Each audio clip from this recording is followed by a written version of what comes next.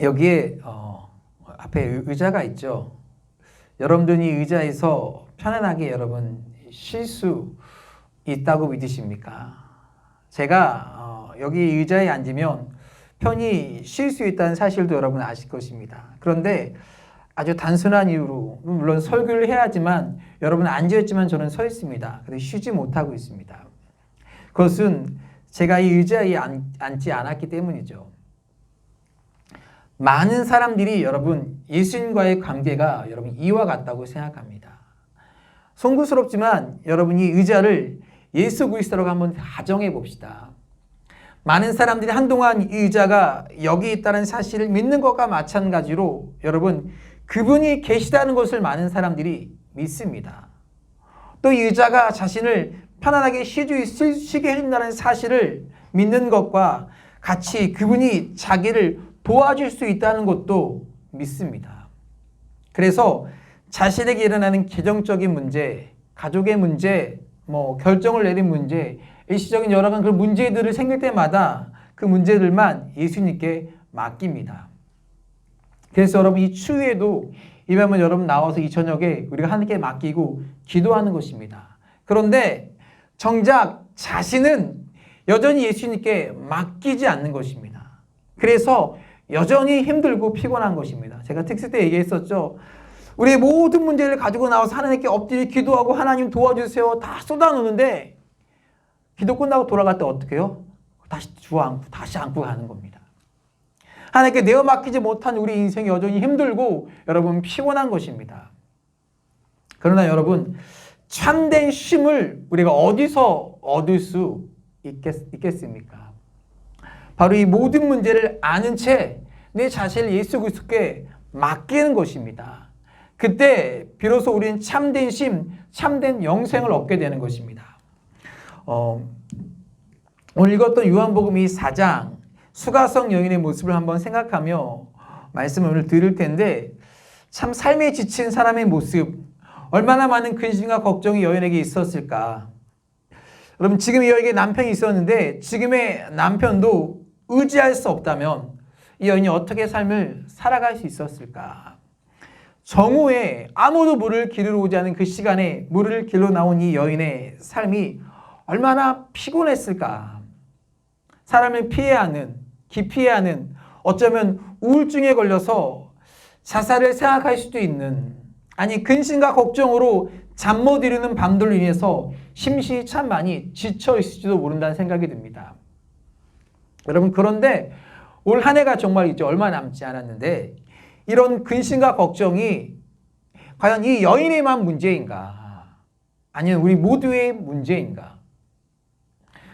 모두가 좋아 보이고 행복해 보이는 가정과 삶도 그 이면과 안을 들여다보면요. 문제없는 인생이 없고 문제없는 가정이 없는 것입니다. 우리에게 번듯한 직장이 있으면 이런 근심과 걱정이 없을까요? 직장을 가진 30대 남자들의 38.2% 정도는요. 자기 개발에 대한 스트레스를 받고요. 39.1% 정도는요. 직장 상사와 부하 직원과의 관계로 힘들어하고 34% 정도는요. 업무로 인한 스트레스로 고생하고 있다고 합니다. 다양한 힘듦과 어려움들이 존재하는 것입니다. 그래서 이런 스트레스를 남자는 때로는 술로, 오락으로 많은 중독으로 되어서 풀려고 하고요. 여자는 잠으로 열심히 남자가 벌어진 돈을 가지고 쇼핑을 하든지 이것으로 풀려고 합니다. 어떤 목사님이 세미나에서 이런 말을 했습니다. 많이 들었던 말이에요. 목회자들에게 꼭 필요한 세 가지가 있다. 영역이 필요하고 지력이 필요하고 또 뭘까요? 체력이 필요하다. 그 중에 제일은 뭘까요? 영역일까요? 영역? 제가 이렇게 답이면 영역을 얘기 안 했겠죠? 그 중에 제일은요, 여러분 체력이에요. 체력이 안 되면요, 영역도 안 되는 거예요. 체력이 영역이란 말이 있습니다. 체력이 돼야 기도하고요. 체력이 돼야 여기 나가서 말씀을 전할 수 있는 거고요. 체력이 돼야 사역을 할 수 있는 것입니다. 우리가 착각하는 것 중에 하나가 영적인 생활이 충만하게 되면요. 우리에게 오는 이런 탈진들을 경험하지 않는다고 생각하고 살아갑니다. 과연 여러분 그럴까요? 성경에 나오는 위대한 선지자 하늘에서 불을 끌어내었던 누구예요? 엘리야가요. 성경에 탈진한 이야기가 나오고 있습니다. 열왕기상 19장 4절에 보면요. 이렇게 말하고 있습니다. 보겠습니다.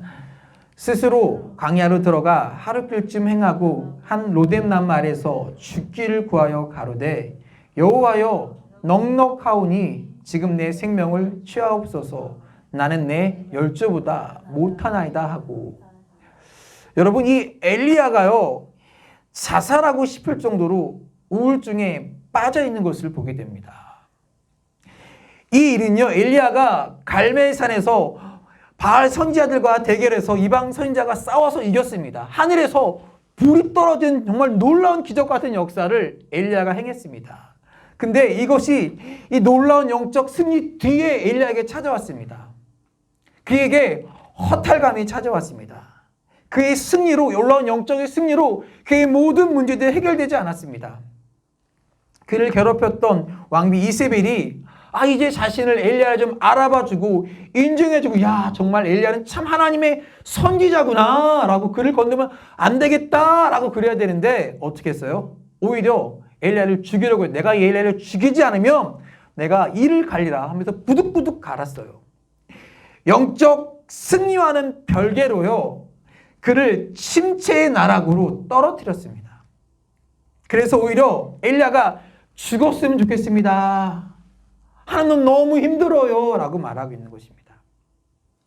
그런데 하나님께서 이런 탈진한 엘리야를 치유하는 방법이 나옵니다. 열왕기상 19장 5절과 7절 말씀입니다. 같이 볼게요. 로뎀나무 아래에 누워 자더니 천사가 그를 어루만지며 그에게 이르되 일어나서 먹으라 하는지라.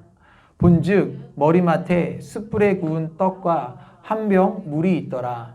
이에 먹고 마시고 다시 누웠더라. 여호와의 천사가 또 다시 와서 어루만지며 이르시되 일어나 먹으라. 내가 갈 길을 다 가지 못할까 하노라 하는지라. 여러분, 하나님이 지금 엘리야를 어떻게 치료하고 있어요? 왜 하나님이 손을 얹어서 엘리야의 나라 막 이렇게 기도하고 있습니까? 어떻게 하고 있어요? 잘 먹이고요, 잘 쉬도록 하고 있습니다. 우리가 분명히 알아야 하는 것이 있습니다. 여러분, 영적 생활이란요, 막 우리가 힘들게 헌신하고 봉사하는 것은요, 영적 생활이 여러분 고행이 아니라는 겁니다.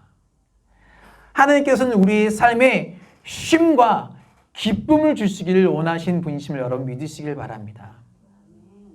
쉼을 주시길 원하시고요, 기쁨을 주길 원하세요. 엘리야의 그 탈진 속에서 잘 먹고 잘 쉬도록 하는 것밖에 없습니다. 여러분, 삶의 우리 지침은요, 실패한 인생에게만 찾아오는 것이 아닙니다. 끊임없이 달려가는 인생, 쉼 없이 앞만 보고 달려가는 인생, 하나님과의 교제가 끊어져 버린 인생, 그리고 하나님보다 빠른 속도로 나아가는 인생, 하나님보다 자기가 앞서 막 나가요. 이 모든 이에게 찾아오는 것이 지침과 실패입니다. 여러분, 우리의 삶에 쉼을 잃으면요, 불안감이 찾아옵니다. 내 존재감을 상실합니다. 결국 내 인생이 내 마음대로 안 되는 것이 우리를 지치게 하는 것입니다. 우리의 삶에는요, 늘 방해거리들이 있습니다. 내 계획대로 되지 않는 것이 얼마나 많은지 모릅니다. 우리가 신앙인이기 때문에 하나님과의 영적 교통의 시간을 갖는 것이 필요하다고 잘 알고 있습니다. 알지만 매 순간 우리를 방해하는 일들이 꼭 일어나죠. 성경을 읽어야겠다 생각하면요, 전화가 오고 누가 찾아오고 일이 생깁니다. 기도하라고 하면 꼭 방해거리들이 생깁니다. 왜 우리는 이렇게 쉼이 없이 피곤한 인생을 살아가고 있을까? 올 한 해 정말 열심히 여러분 달려오셨을 것입니다. 피곤함은요, 하나님보다 앞서가는 인생의 전형적인 모습입니다. 이 부분에서도 자유롭지 못했습니다. 저도 열심히 앞만 보고 그냥 경주마처럼 앞만 보고 달려가던 때가 있었어요. 열심히 앞만 보고 오로지 교회만 바라보고 그렇게 달려갔습니다. 저에게도 탈진이 왔습니다. 아마도 저에게 필요한 설교라는 생각이 드는데 어느 순간부터 여러분 목회를 내가 하고 있다는 생각이 드는 순간부터 불안해집니다. 왜냐하면 내가 잘못하면 어떡할까? 나의 능력이 부족하면 어떡할까라는 염려가 들기 때문입니다. 내가 무엇을 하기 시작하면요, 내가 손을 놓는 것이 쉬운 일이 아닙니다. 어려워요. 왜? 내가 일하지 않으면 모든 것이 멈춰버린다고 생각하기 때문입니다. 사실 우리가 많이 듣잖아요. 내려놓으면 하나님의 일하심을 경험할 수 있는데 우리는 못 내려놔요. 내가 해야 된다고, 내가 붙잡고 있어야 된다고. 오늘 수가성 여인처럼 쉼을 누리지 못하고 이 시대에 사는 모든 현대인들처럼 쉼을 누리지 못하는 안다라는 우리에게 주님이 찾아오셨습니다. 그리고 물으셨죠. 수가성 여인에게. 내 남편을 데려와라. 이게 무슨 말입니까? 너를 가장 편안하게 해줄 무엇, 너희 불안함을 해소시켜줄 무엇을 가져오라는 것입니다. 그런데 그것이 수가성 여인에게 있습니까? 없습니까? 없다는 거예요. 그래서 조바심을 내고 쉼을 갖지 못하고 살아가는 것입니다. 오늘 수가성 여인과 예수님의 대화를 보면요, 동문서답하는 것이 나옵니다. 수가성 여인과 예수님의 대화를 통해서 정리해 볼 텐데, 우물가에서 만난 여인에게 예수님이 느닷없이 그 여인의 상처를 건드립니다. 그녀의 부끄러움의 근원, 그녀의 가장 삶을 지치게 만들었던 원인을 지적하고 계실 것입니다. 남편을 데려와라. 저 남편이 없습니다. 그래, 내 말이 맞다. 상처가 드러나고요, 자신의 모든 부끄러움을 알고 계신 예수님 앞에서 이 여인이 신앙의 고백을 합니다. 그렇습니다. 당신이 바로 선지자이십니다. 나의 모든 것을 알고 계시기 때문에 나의 문제도 해결해 주실 것입니다. 그리고 느닷없는 이야기가 나오기 시작합니다. 오늘 본문인데, 우리 조상들은 이 산에서 예배하였는데 당신들의 말은 예배할 곳이 예루살렘에 있다고 말하고 있습니다.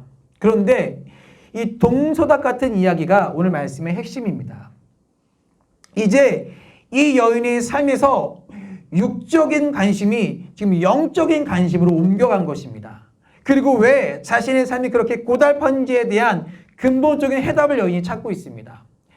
채워지지 않은 고단함, 인생의 문제, 갈급함은요, 결국 영적인 차원의 문제라고 말하고 있는 것입니다. 여러분, 우리는 영적인 존재라고 성경이 말합니다. 이것에 이의를 제기할 사람은 없습니다. 왜냐하면 하나님께 우리 한 사람 한 사람을 뭘로 창조했습니까? 영적인 존재로 창조하셨기 때문입니다. 하나님과 교제가 끊어진 인생은요, 불안한 것입니다. 왜냐하면 길을 잃어버렸기 때문입니다. 그러면 우리가 영적인 문제가 해결되지 않으면 갈급할 수밖에 없는 존재입니다. 그래서 어거스틴의 고백록에서 하나님의 품 안에서 안식을 찾았다고 고백하고 있습니다. 결국은 영적인 교통, 예배의 문제가 핵심입니다. 이 여인의 고민은 자신의 번민과 고통이 예배의 장소에 있다고 생각하는 것입니다. 하나님을 장소에 거하시는 분으로 생각했기 때문에 예루살렘에서 예배를 드리지 않고 사마리아에서 예배 드리는 것 때문에 영적 갈급함의 문제가 생긴 것이 아니냐고 생각한 것입니다. 이 여인이. 이 여인도 하나님의 존재를 알고 있었습니다. 그러나 진정한 만남이 없었던 것입니다. 지금 이 땅에 많은 사람들이 이 금요 예배에 나와서 예배를 드리지만 참 쉼을 얻지 못하는 것은요, 교회라는 장소가 하나님을 만나는 곳이라고 생각하고 있기 때문입니다. 그래서요, 어떤 교회를 찾아갈까 고민하고 이 교회에서 지루해지면 어떻게 해요? 또 다른 교회를 찾아가는 것입니다. 그러자 예수님은요, 예배는 장소의 문제가 아니라 영적인 문제라고 말씀하십니다. 그래서 요한복음 4장 23절, 아버지께 참으로 예배하는 자들은 신령과 진정으로 예배할 때가 오나니 곧 이때라. 아버지께서 이렇게 자기에게 예배하는 자들을 찾으시니라 라고 말씀하십니다. 영적인 여러분 교통에서만 신령과 진정으로 하나님을 만나는 예배에서만이 우리의 삶에 참된 쉼을 얻게 된다는 것입니다. 아멘. 영적인 교통, 예배를 통해서 우리 영혼이 채워지고 우리 영혼이 은혜를 경험하는 것입니다. 근데 문제는 예루살렘에서든지 사마리아에서든지 아니면 지금 구루터기 교회에서든지 어떻게 신령과 진정으로 하나님을 만날 수 있을까 하는 것입니다. 오늘 예수님이 제안하시는 방법은 아주 간단합니다. 바로 예배자의 관점과 태도를 말씀하고 계십니다. 수가성 여인의 문제는 예배는 드렸지만 그 여인의 삶에 하나님의 관점이 없었다는 것입니다. 예배는 예배고 자신의 삶은 또 다른 자신의 삶이었습니다. 자신의 삶 속에서 하나님의 관점과 역사가 개입할 여지가 없는 겁니다. 자신의 삶에 하나님의 계획이 존재하지 않았습니다. 자신의 삶의 결정이 자신에 의해서 좌지우지되었던 것입니다. 예배는 드리지만 신령과 진정으로 하나님을 만나는 교제하는 시간이 없었던 것입니다. 그래서 자신의 삶에 주어진 모든 책임이 자신에게 주어져 있었던 것입니다. 그래서 자신의 판단이 완전한지 불안했던 것입니다. 자신의 생각대로 삶이 풀리지 않을 때 사람이 조급했습니다. 자신의 생각과 다르게 상대방이 움직일 때 배신감을 느꼈습니다. 좋은 남편을 찾았으나 이 여인이요 자신을 실망시켰던 것입니다. 그런 일이 여인에게 계속해서 반복되었던 것입니다. 그래서 여인이 지쳐가고 있었던 것입니다. 그런데 우리가 영적으로 예배하는 자가 될 때, 신령과 진정으로 하나님을 예배하는 자가 될 때 가지게 되는 유익이 있습니다. 바로 다른 관점으로 이 인생을 보게 되는 특권을 가지게 될 것이라는 사실입니다. 이 새로운 관점은요, 우리로 하여금 더 이상 조급하지 않게 만들 것이며 우리를 더 화나게 만들지 않을 것이며 스스로의 부족함으로 인해서 우리를 더 이상 비관하지 않게 만들 것입니다. 이 토미 테니 목사님이 예배에 대한 정을 이렇게 내렸습니다. 예배는 우리의 관점을 하나님의 관점으로 끌어올리는 것입니다. 같이 읽겠습니다. 예배는 우리의 관점을 하나님의 관점으로 어떻게 하는 거라고요? 끌어올리는 것입니다. 여러분 예배를 통해서 우리의 관점을, 우리의 시선을 여러분이 하나님께로 끌어올리는 여러분 되시기를 바랍니다. 이 예배가 우리의 관점이 우리 인생의 문제에서 하나님으로 끌어올려지는 예배가 되기를 주의 이름으로 축복합니다. 영적인 하나님의 관점에서 우리의 삶을 영적으로 바라보게 하는 것입니다. 영이신 하나님을 예배할 때 영이신 하나님을 만나게 되고요. 신령과 진정으로 예배하는 자들이 신령과 진정으로 이 세상을 살아가게 될 것입니다. 여러분들의 관점이 하나님의 관점으로 끌어올려지는 이 밤이 되시기를 축복합니다. 그래서요, 예배할 때 우리가 충만하게 채워지고 예배할 때 가장 행복합니다 고백하고 예배할 때 우리의 삶의 공고함의 문제가 조급함의 문제가 실패와 절망의 문제가 해결되는 예배할 때 우리를 채우시는 그 하나님을 여러분 경험하기를 주의 이름으로 축복합니다. 예배 때 하나님을 바라고 우리의 관점을 하나님께 드릴 때 하나님이 일하기 시작하고 우리 비어있는 그 속사람들이 채워지는 것을 경험하는 예배가 되기를 여러분 주의 이름으로 축복합니다. 그래서 최종적으로 우리의 관점이 예배자의 관점과 태도로 바뀌어질 수 있는 우리 모든 시선을 여러분 주께로 돌리고 하나님을 찬양하고 하나님을 바라볼 수 있는 여러분 되시길 축복합니다.